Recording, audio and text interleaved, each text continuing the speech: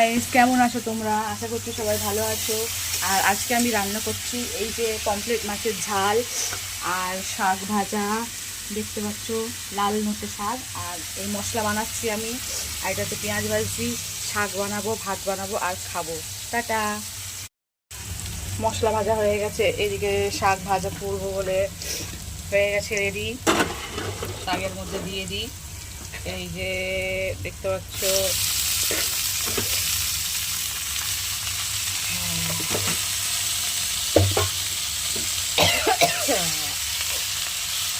খুব ভালো হয়েছে বলে তো শাকটা, কারণ ঝাঁস দিচ্ছে। আর এখানে প্রায় মশলা রেডি। আমি একটু জল ঢেলে দিলাম।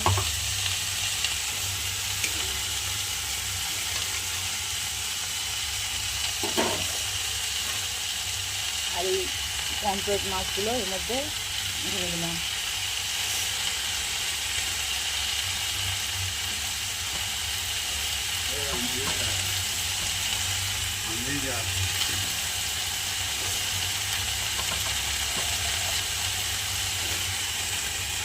এই দেখো,